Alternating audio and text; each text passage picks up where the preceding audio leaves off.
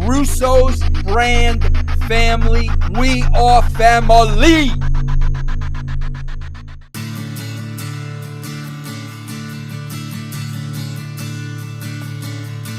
Ladies and gentlemen, ladies, whether you're driving a Pinto or driving a Mercedes, welcome one, welcome all, welcome to the newest edition of Inspired with Christopher. That's right, I'm back with a vengeance, and I just want to say to everybody out there that has been asking me, hey Chris, when's your next episode?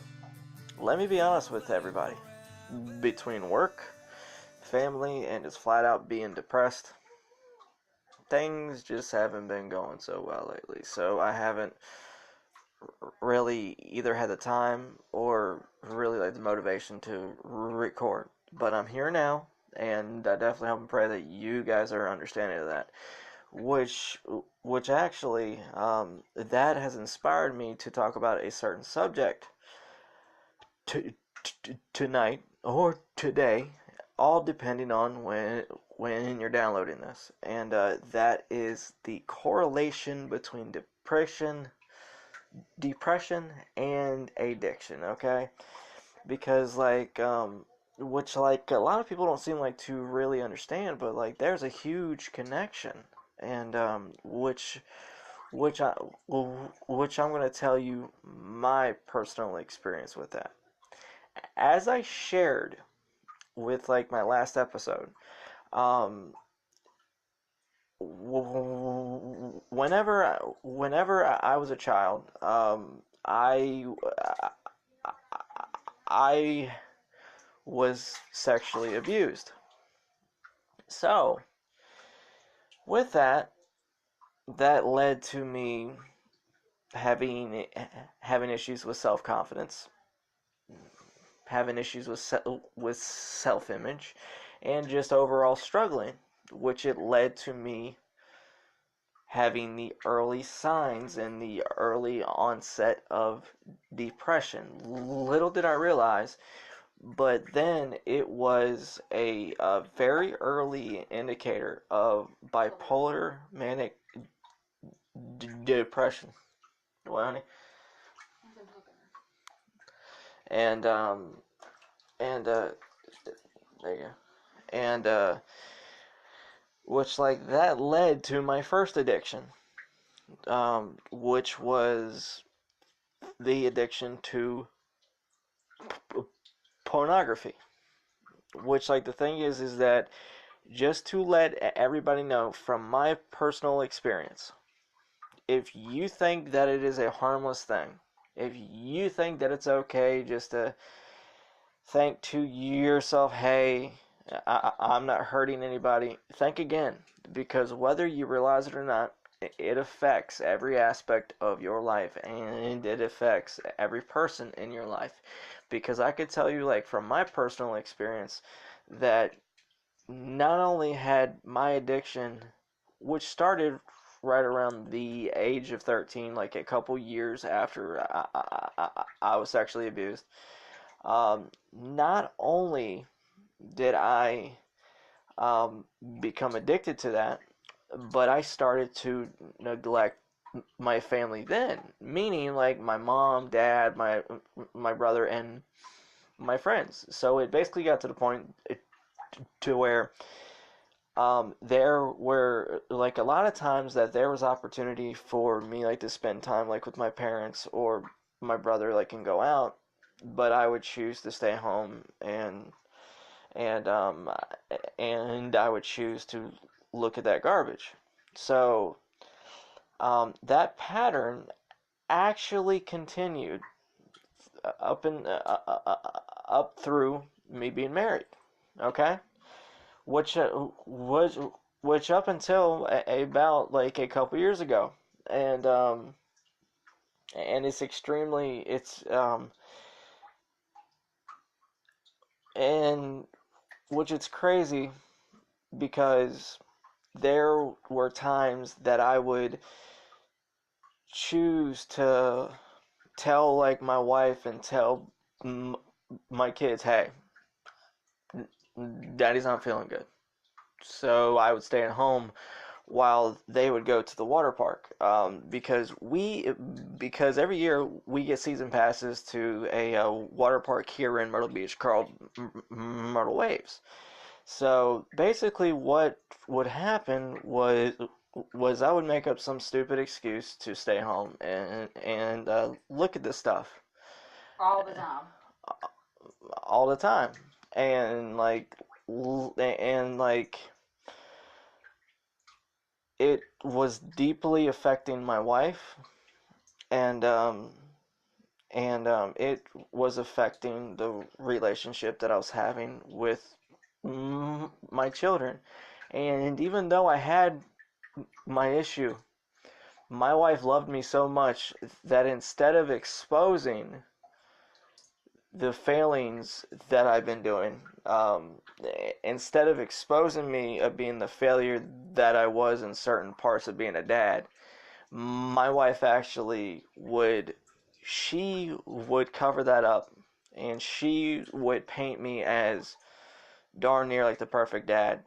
And she would legitimately say to the kids, "Hey, daddy's not feeling good." But she knew all along what was going on. Which to this day, as I speak, I sincerely feel bad about it. I regret it, and it drives me crazy because I've lost so much time with my wife. I've lost so much time with my kids, and I've lost so much time with my brother and my parents, all due to my depression tricking me into thinking that something like this, viewing women on magazines, viewing women on a computer screen, was more important than what was really in front of me. Basically, like the devil and my depression, like, was tricking me into thinking, hey, um,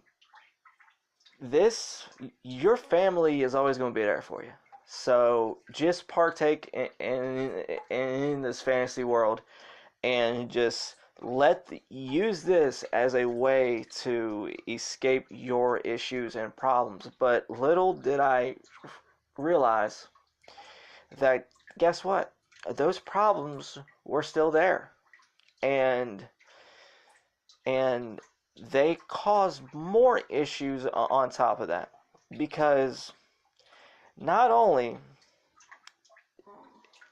did it cause a tear in my marriage when it comes to my wife's self-esteem, the way that she sees herself, and the way that we are like with each other. But when it comes to when it comes down to like the important things, like trust, like loyalty, like intimacy, it affects every single aspect of your marriage.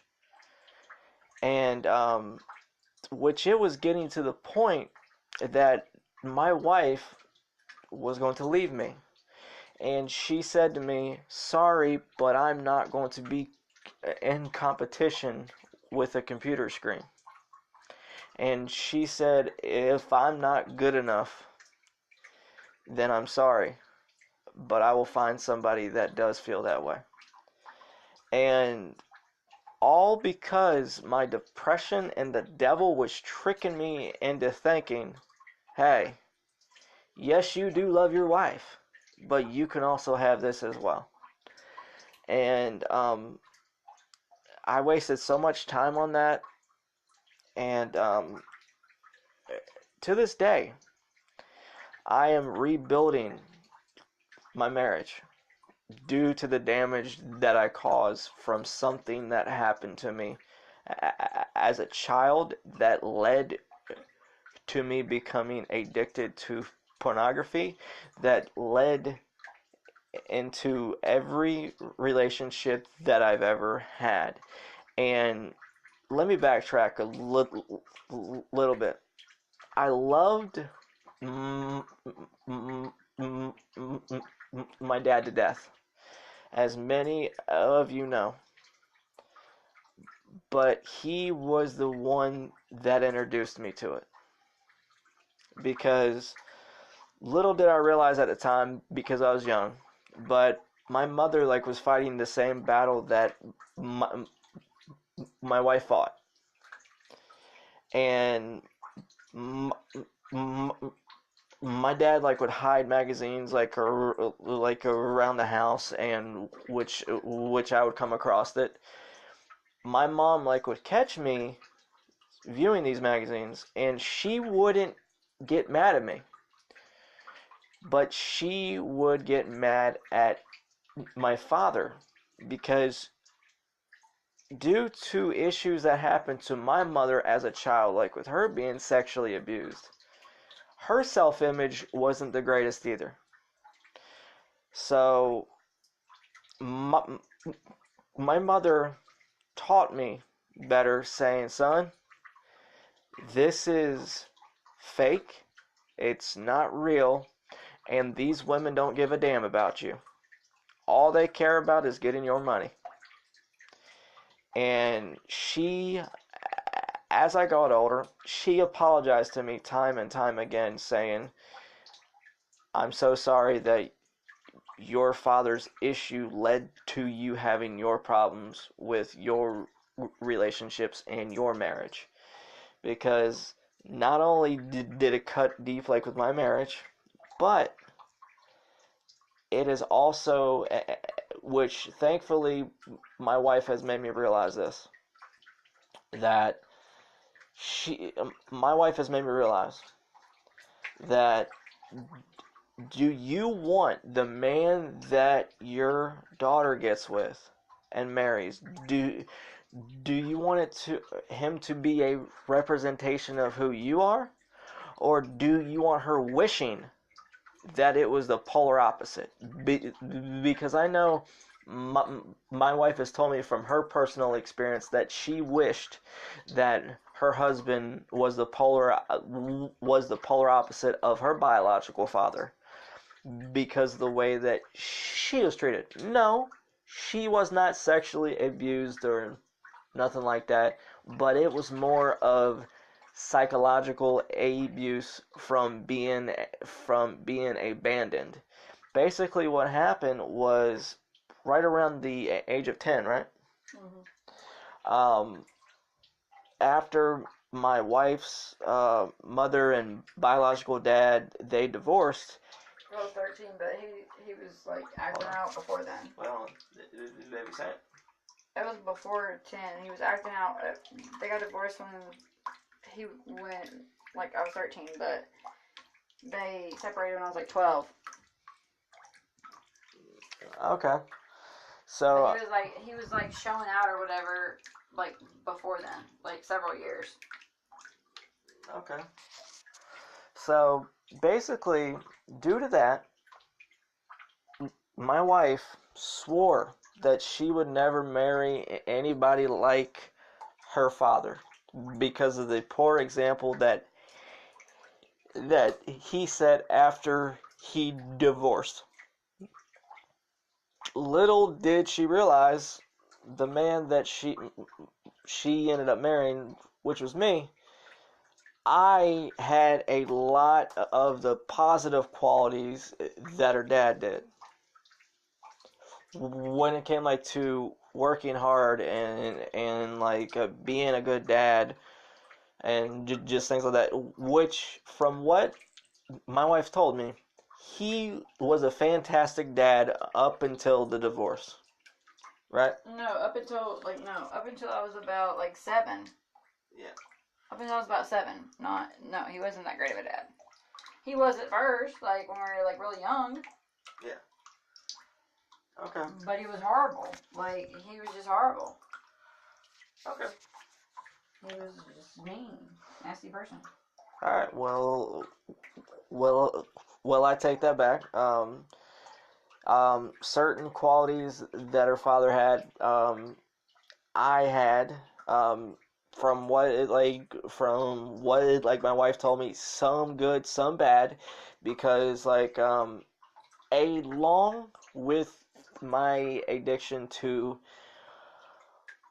pornography, I developed a sex addiction. basically, it was to the point that every single day I would, well, okay, not every single day, but it got to the point to where I was annoying my wife over sex, and she is just as intimate as the next person, but she said to me, "There's a difference between us making love and you making me feel like I'm being used." And I feel so bad about that because at the time, I,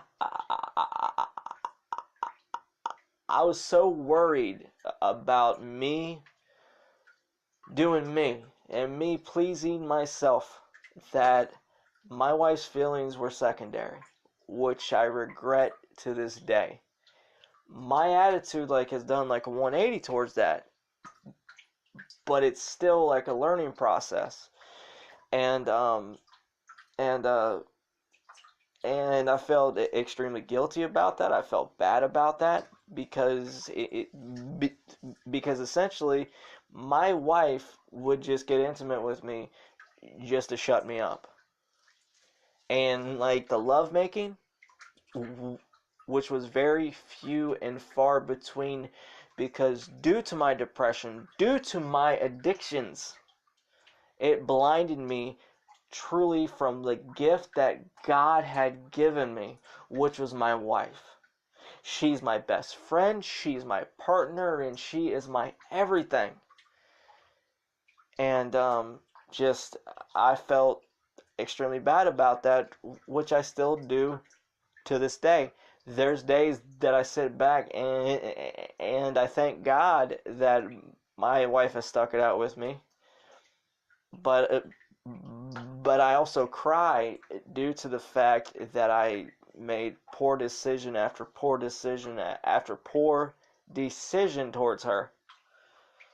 So please, to everybody that's listening, learn from my mistakes.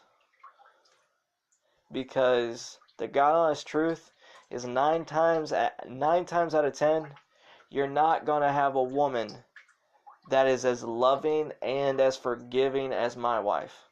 Because deep down, my wife, she sees me for the good person that I am. Regardless of my addictions that I had. Regardless of my mental issues. She has stuck it out with me. And back to the whole thing with the kids. My wife said to me, "Okay, well, do you want your daughter to marry somebody that epitomizes you, or do you want your daughter to marry somebody that is the polar opposite because she's disgusted from you?" And we go to my son. She said to me, "Not only will the relationships with men for the rest of your life..." Wait, hold on. "Not only will every relationship that your daughter have with the rest of her life with men be affected by yours with her, but the same goes for your son when it comes to how to treat women right, how to be a man, how to be a husband, how to be a father, how to be a provider. He's looking up to you. What example are you going to set?" And thanks to my wife shielding our kids, there were many times that I failed him. There were many times I failed my daughter. But by the grace of God, I've learned many of those lessons. And yes, I am still a work in progress. And yes, I'm not perfect, because there's still days that, due to my depression, that I just want to lay in the bed, and my kids, in order to spend time with me, they have to lay in the bed with me and watch TV, because I'm so depressed that I don't want to do anything. Those are things that I'm working on, because there's days that my daughter wants to go to the park, or my son wants to go to the local arcade, and I due to the enemy, and due to that severe crippling depression, it tricks me into saying, hey, we'll do it tomorrow. There's always tomorrow. There's always tomorrow.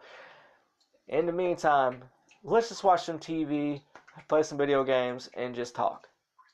And guess what? You can't live life like that, because the lesson that I learned from my mom and dad passing is that there's no tomorrow that is promised.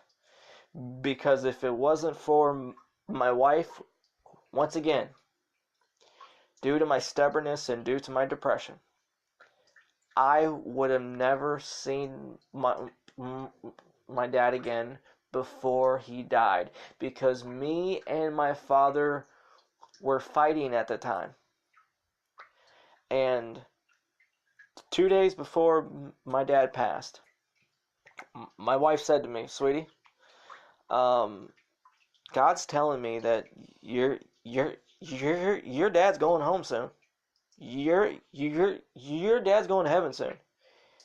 Please, any issues that you have with him, please put that aside, and we have to go see him. She basically forced me to go because I was being a stubborn idiot. But we didn't realize how sick he was either. Up until that point, we didn't realize how sick he was. Yeah. Like, it was like a shock. Like, we knew he was sick, but we didn't know he was that sick. Yeah. And, so I didn't guess it. I mean... Well, God warned you. Yeah, I mean, I always know somebody's going to die. Yeah, so, I mean, like, God basically gave my wife the heads up, saying, hey, get your son... wait, hold on. Get your husband to his father before he passes, because if you don't, he'll regret this for the rest of his life. And I'm honestly grateful for that. I'm thankful that my wife went out of her way to make me go. And which I want to tell everybody out there, like, especially like the young couples, if you have a strong woman like I do, and she tells you, hey, this is important, God's telling me something, listen to her, because she's probably right. And that's one thing that I will always be grateful for, because whenever I saw my father, he was in a hospice clinic, or like a hospital. Yeah. And unfortunately, my father looked extremely sick. I took one look at him and I started crying. Like, my wife held me because I was about to fall to the ground, because my legs became like jello, because I knew that something was going to happen soon. But I wasn't prepared for it. Because essentially what happened was, my father had a condition called C. diff, which basically, over the years, due to a poor immune system and like a poor digestive system, after so many years, your intestines start like to weaken, and you're given so many antibiotics that it's essentially destroying your insides. So basically, it got to the point that my father was defecating so much that he was losing blood at a rapid pace. He was defecating to the point to where they couldn't keep enough blood in him. So my father said, I can't do this anymore. I can't live like this. So when I get called to heaven, I get called to heaven. So 2 days later, God called my dad to heaven. And once again, I want to say thank you to my wife, because regardless of our issues, regardless of our traumas, our problems, she still loved me enough to look past that and say, hey, this is more important than our issues. And that goes back to what I'm saying, that you guys be careful, like, with what you say. Be careful what you do with, like, your spouse and your children, because time is precious and time is short.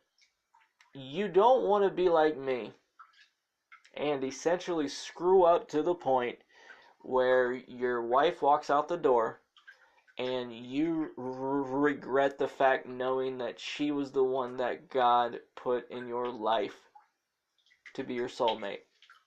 I'm blessed to say that I still have her, but I'm not too far off from her saying, I can't take it no more. Because, yes, she does love me unconditionally, and she says to me, hey, sweetie, I will always love you. But that love can only go so far until there's that breaking point where that person can't take being hurt anymore. So that's what addiction does, and that's what depression does when it's not properly taken care of. Because I'll be honest with you guys, because I suffer from bipolar manic depression, I have my good days and my bad days. There's days that I'm high in the sky, happy, things couldn't be better. And then there's days, like back in September, on 3 days after my 30th birthday, that I attempted to kill myself with a drop cord. My former roommate, Ricky, for some reason, knew God spoke to him, and the paramedics got there perfect timing because I was almost on the verge of succeeding. And like the next thing that I know, I'm being slammed down on the ground by some paramedics, and they're pushing down on my chest, trying to revive me. And just think, if God wouldn't have spoke to my former roommate about what was going on, just think that I wouldn't be here to record this podcast, to be a cautionary tale in this instance. And what led to this was back to the whole thing with my depression and my stubbornness and me taking my wife for granted. Me and her, basically what happened was I was having a bipolar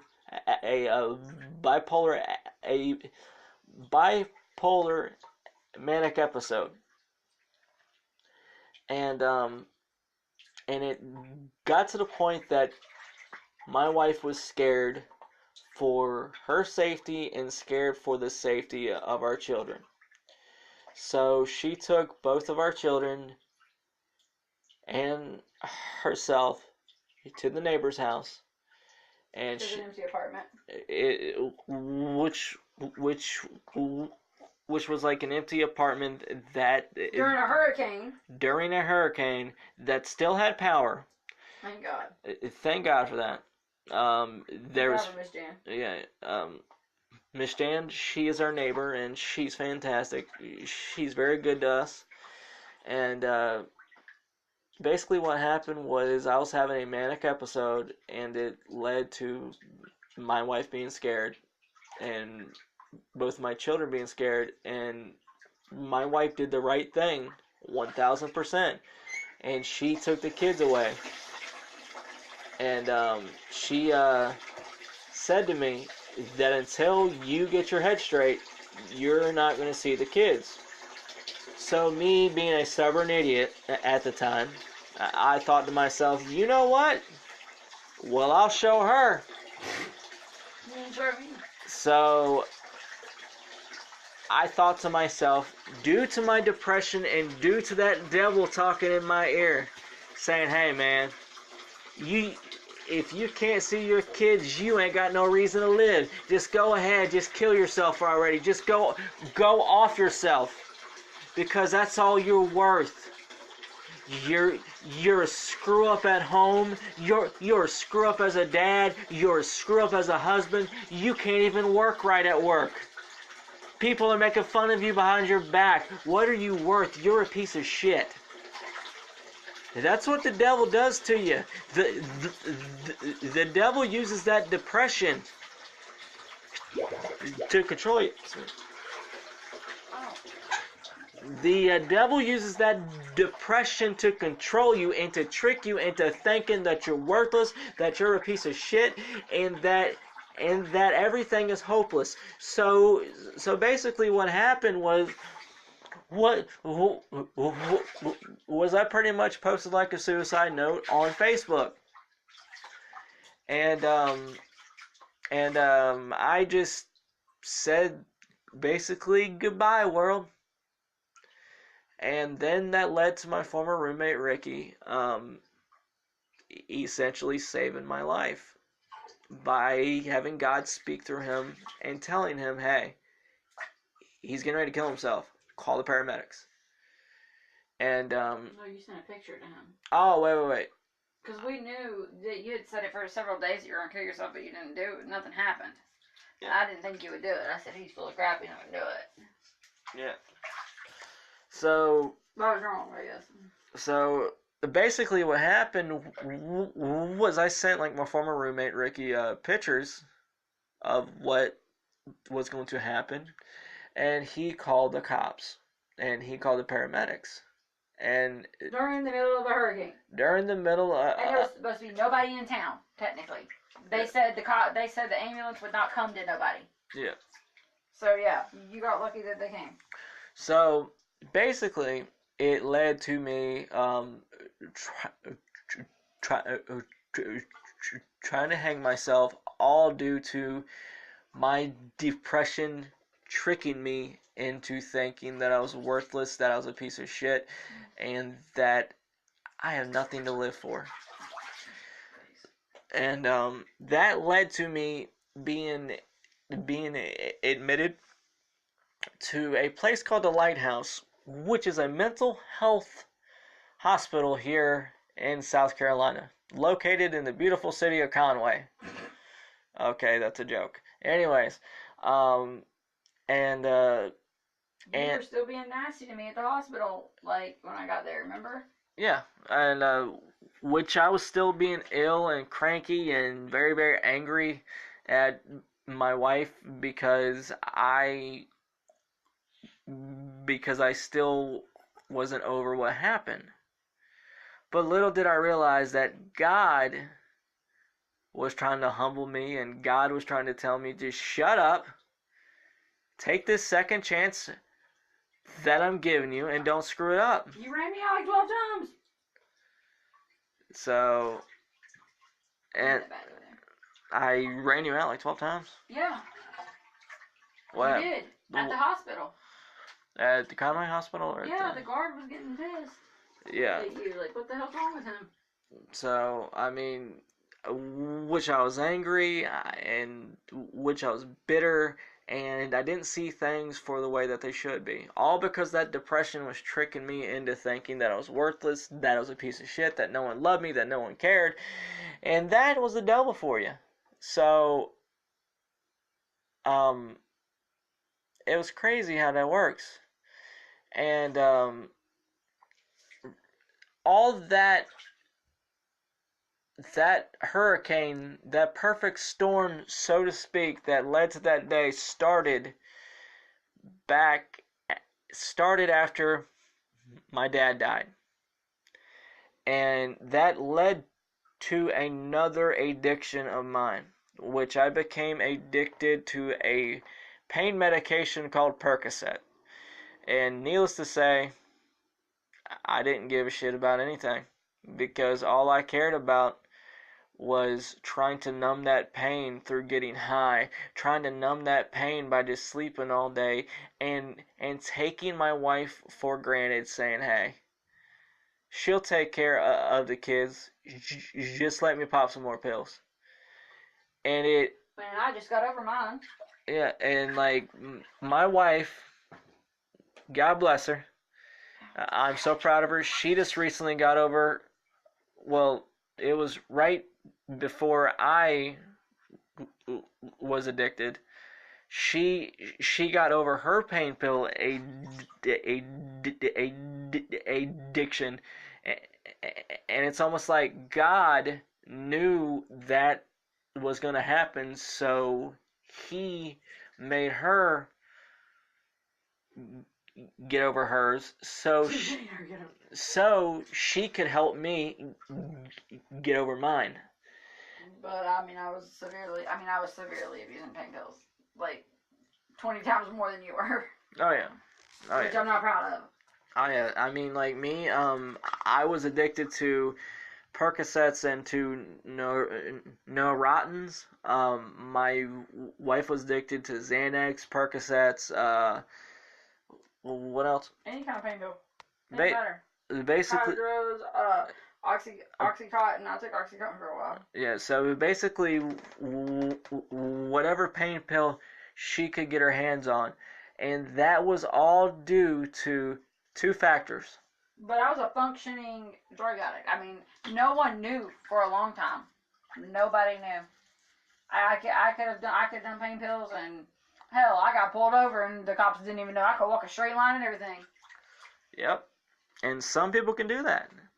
And basically, there were two main factors that led to my wife becoming a pain pill addict.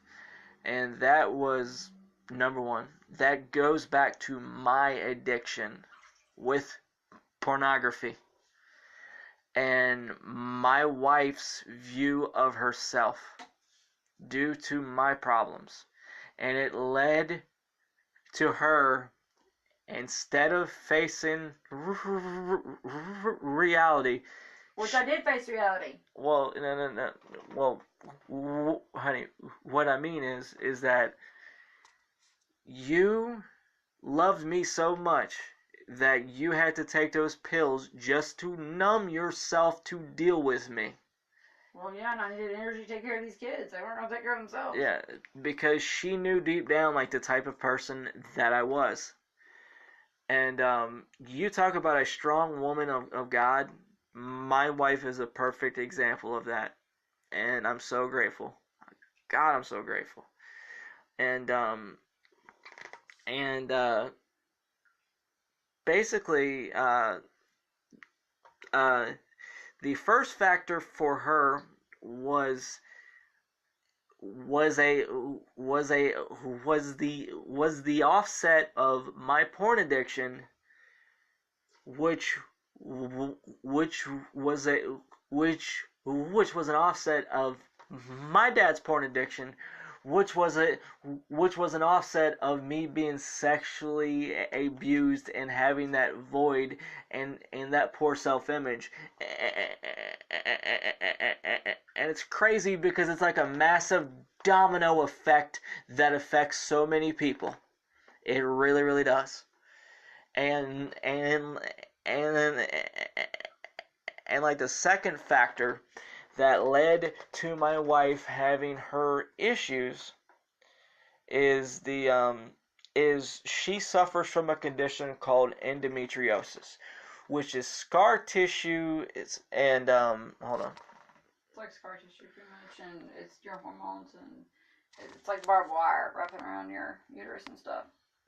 So basically, it's a buildup of scar tissue that on your ovaries, on your uterus, and on your bowel. And it can be around your intestines. Mine's everywhere. I have mine everywhere. And which it can be on your intestines, basically almost damn near anywhere internally. Internally near the pelvic area. Which okay, that led to my wife becoming addicted to like the pain medication, because due to my wife's age at the time, doctors would not touch her because we did not have health insurance, which that goes back to the biggest screw up that our nation has ever done. And that is the fact that we are the richest nation in the world, and yet we don't have universal health care. They would send me out the door every time we would go to the hospital. They would send me out the door. Give me a bottle of pain pills, send me out the door. Never told me they could be addictive. They just gave me the damn pills and sent me on my way. Yep. First, do no harm. Well, guess what? Let's do some harm by making you addicted to these pills. Yep.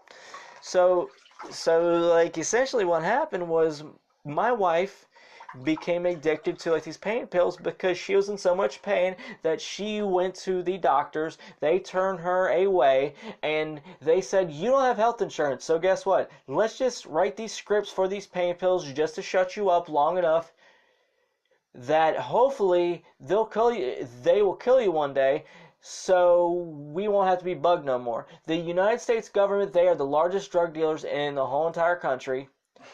And between the lobbyists and the pharmaceutical companies, the biggest crooks in this whole entire nation, they are a main reason why there's so many people dying. They are a main reason why people are going into debt. They are losing their homes. Christopher, you're off on track.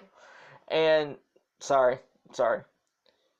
Plain and simple, with the exception of President Obama and Hillary Clinton, the two people that have pushed for universal health care more than anybody, like within our lifetime, thanks to them, guess what? We have health insurance now. And which everybody else that's listening to this, you might not agree with my views on politics, but by golly, It saved my life. It saved my wife's life, and it saved my life. And my mom.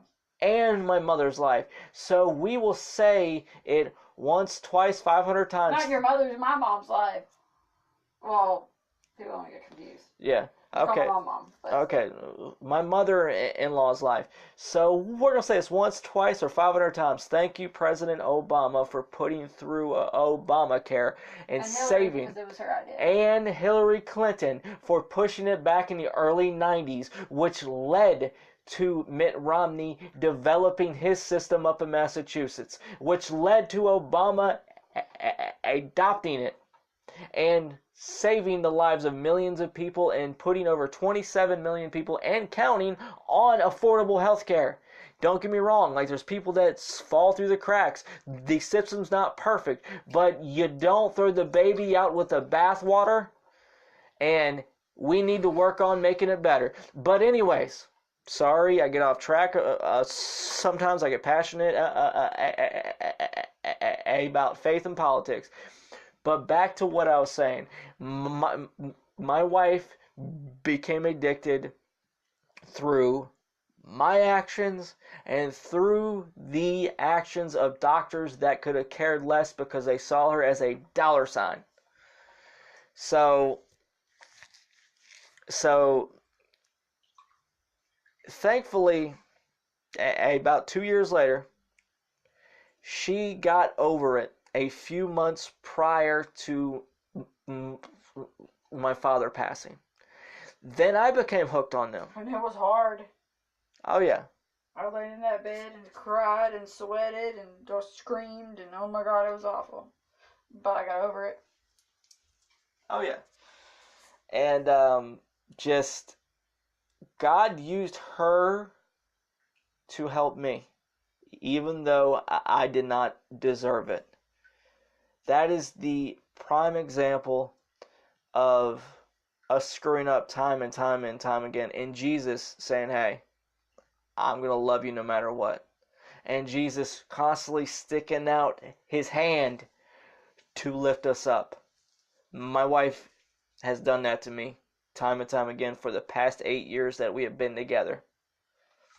and she is truly my best friend, and she is truly my partner for life. So it led to me being addicted to pain medication, which led to a bunch of side effects, okay? And it got to the point to where all I cared about was getting high, and all I cared about was just sleeping, honestly. So I took your pain pills out of your bottle and replaced them with Tylenol. So my wife detoxed me through replacing my pain pills with Tylenols. And you didn't know for a minute. Which I didn't realize it at first, but then You're like, God, why am I hurting so bad? I'm like, I don't know, that's weird. I said, sometimes I hurt through my pain pills too. and then it got to the point that I figured out what was going on, and then I started taking them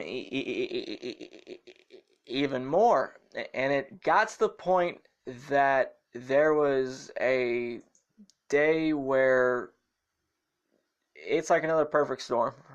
There was a day that me and my wife were fighting, and she said that if I didn't get my shit straight, that she would leave me. That and there was a time that my daughter, she crawled up on top of me while I was laying in the bed and said, "Daddy, you don't play with me no more," and it really makes me sad. So between those two things, that caused me to go to the doctor and say, "Hey, that I'm addicted to these pain pills. The only reason why I'm taking them is to not hurt, to not get sick, and to just avoid reality. Can you please give me something else?" Because I was taking the pain medication to deal with my spinal stenosis and my degenerative disc disease. So I had a legitimate medical reason for it. So guys, don't think that I was just taking it for the hell of it, because I wasn't.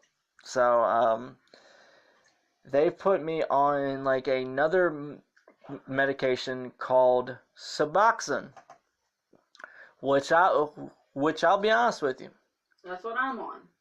that's what my wife is on as well. The problem is, Not just for drug addicts. and it's not just for drug addicts. Suboxone is also used to treat chronic pain, and which it's so much better for me, and it's so much better for my wife, and we're functioning so much better. But yes, I did get over the porn addiction. Yes, I did get over the pain pill addiction. But the devil always has a plan C, a plan D, a plan E. That gorilla is always in the backyard doing push-ups. Yep. And basically, what happened was the devil's like, well, crap. Between God and this man's wife, they are relentless. They're not letting this man fail. So I conquered those two things, and then recently, I've been struggling with my depression worse than ever. And it's honestly to the point that I just... How do I... Being an asshole. That I'm moody, that I'm cranky, and that I just can't stand to be around myself. But I have my good moments and my bad moments. And that's all due to the fact that I'm terrible at keeping up, like with taking my bipolar medication, okay? Because like there's days that I take it and I'm fantastic and then I'm great, and then there's days that I forget and I'm a complete jackass. Hell breaks loose. And like and like all hell breaks loose. So to people out there like that suffer from mental illness and from depression, like myself, please make it a habit to take your medication, because it's essential and it's important. Because me letting my depression and letting my addictions overtake me led to me nearly killing myself, led to me nearly losing my wife and children, led to me going to the nut house. Believe me, I don't think the nut house was very fun. He called me every 20 minutes. No, Oh my God. no. Like, the nut house was not fun, and that is a story for another episode. But I just want to let you guys know that with God and with a strong support system, you can get through absolutely anything. And through me nearly killing myself, through the death of my parents, through going to the nut house, through my porn addiction, through my pill addiction, through all that, my wife has been that solid rock that has been by my side. No matter how ill or cranky or stubborn that I've been towards her, she has been there for me every step of the way. And for that, and with my gun. With her gun, yes. And for that, I say thank you. And just to let you guys know, my life and my family's life isn't this terrible all the time, okay? Oh, wow. This podcast that I'm doing is just trying to paint a picture of the ugly side of addiction, mental illness, marriage, and depression. Because yes, me and my wife have gone through bad times, but we've had more good than bad. And God has been that foundation that has led us to be strong. So we're going to be doing like a separate episode on marriage. But I just figured that I would speak about how my wife has been essential to me coping with my depression, to me coping with my addictions, which I've been a follower of Christ since 2006. Since 1999. I'm just kidding. Ripping and tearing. There you go. But no, but I've been a follower of Jesus since 2006. I have known him for 13 years. But I just want to let you guys know, just because you are a follower of Christ doesn't mean that you're not going to go through your trials and your tribulations. We're going to go more, actually. The devil is going to tempt you more. The devil is going to try to attack you more, because he knows he can't get you. He can't get you no more. So he's essentially attacking you on steroids, okay? Mm-hmm. But it's, at least it feels like it.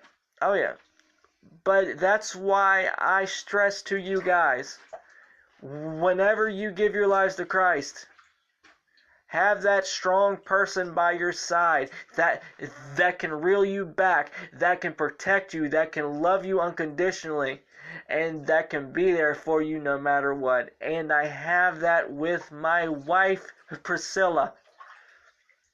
Through everything, she's loved me through everything. That song by Bon Jovi, "Living on a Prayer," I swear to God, Bon Jovi wrote that for us. Because that's what we do on a daily basis. We live paycheck to paycheck. We live on a prayer. And we love our way through absolutely everything with using God as the foundation for it. Through addiction, through depression, through everything. Through miscarriages. Through moving 13 different times within our first 12 months of marriage. To going from hotel to hotel to hotel, to our first apartment, to our first house, to nearly starving and living in hotels, and we were eating ramen noodles on like a daily basis, getting only $40 a month in food stamps. Believe me, God can get you through anything, because guess what? We are 1,000 steps ahead than what we were then, because God says to you, hey, if you can handle this small amount, then I'm going to make it bigger for you. If you can be loyal to me during these tough times, then I will reward you. So guess what? God does reward you. God gives you bigger and better, but the devil is going to attack you worse and worse and worse. So to everybody out there, if you're struggling with addiction, it's okay. If you're struggling with depression, it's okay. Because you're not alone. And you have a God that loves you, that is willing to take you out of that. Because if you're addicted to Yankee Candles. If you are a addicted to Yankee Candle, I don't know what to tell you about that. But God will pull you out of that. But I say to you guys, please get a strong support system, whether it's one person or a group of people, that strong support system that will help you during those tough times. So, yes. That is it, guys. Thank you so much for listening. This has hands down been the most open and honest episode that I've ever done. I hope you guys appreciate that. The main person that I would like to thank for making this all possible and giving me the permission and the ability to say this story is my wife, Priscilla Michelle Martin. She's my rock and my everything, sweetie. Thank you so much. And